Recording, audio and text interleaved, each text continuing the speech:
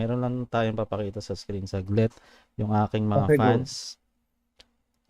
June Soriano. Hindi ko alam kung anong religion niya or whatever. Sabi niya, anong karapatan niyong magsuspinde?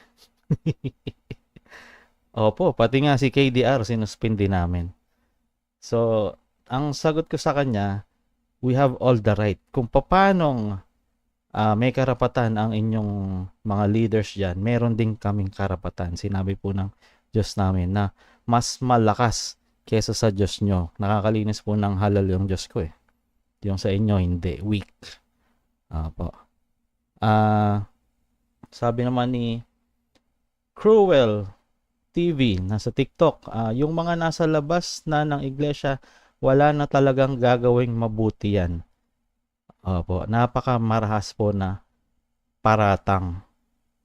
So, kung ako makagawa ng mabuti, di talo ka na. Kung painumin kita ng malamig na tubig, talo ka na. Cruel TV. Puro ka all caps yan. Pare-pare ako yung naka all caps na hindi naman logical mga sinasabi. Puro fanaticism ang alam nyo. Opo, magbago na tayo. Tapos, namataan po. Ay, hindi pala. Sa Forbidden Club. Ngayon ko lang nakita to. Meron lang nag-chat sa Discord. Sabi, ini-invite daw siya sa Forbidden Club. Pag chinek mo yung profile ng Forbidden Club, isa itong Dance and Night Club. It's the same description as Area 52, Dance and Night Club. Sa may bandang Calamba, Laguna yata to. Welcome to Forbidden Club, Mr. Kier Legaspi and Company. Yan, welcome po. Sana po nag-enjoy kayo.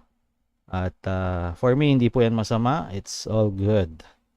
Kaya lang, pag nagkiklaim ng sila lang ang buy ng juice at nagbabanal, ay hypocrisy po yan. Pero, Lord Kier, I salute you.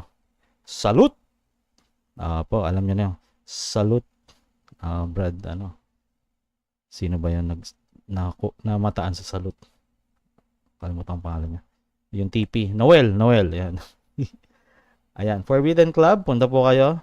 Baka makita niyo po ang mga Legaspi brothers.